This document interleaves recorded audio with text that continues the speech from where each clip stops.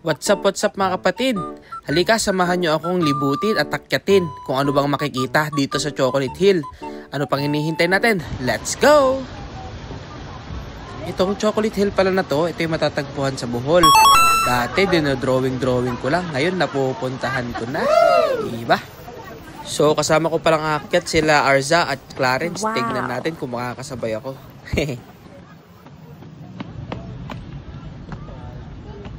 Hi Arza! Arzanel, hi!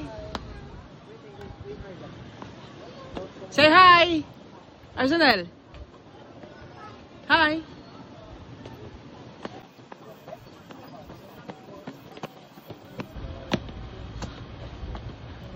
$100. 1, 2, 3. Kunwari, binibilang ko din yung steps, no? Pagod na? Tatanong pa kung pagod na sila. Eh, ang totoo, ako yung pagod dito eh.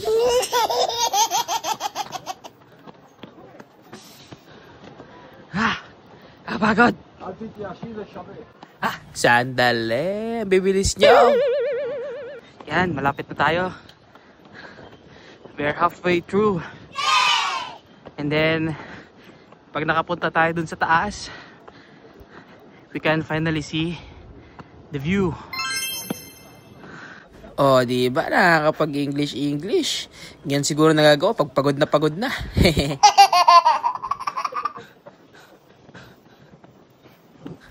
Yun, oh.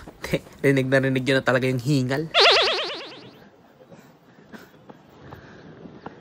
Ayun. Ang tibay. Buti naman at huminto sila. At this point, di ko na maramdaman yung pako. Smile, Arza! Kay tito din. Stand up!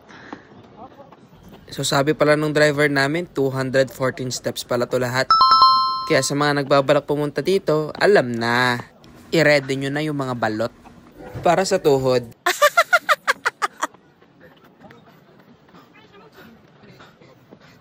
Halapit na!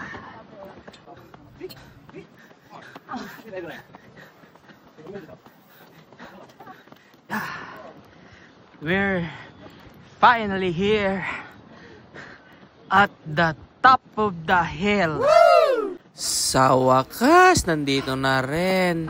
So, get ready for the view in 1, 2, 3. Okay.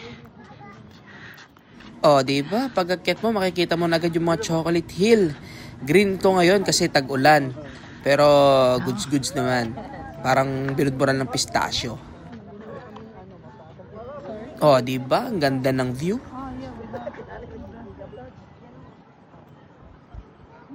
Ayun, so salamat pala sa lahat ng mga nakaabot dito hanggang sa dulo at nakita yung Chocolate Hill. So, paano? Hanggang sa muli. Bye! Huwag kakalimutan, please like and subscribe.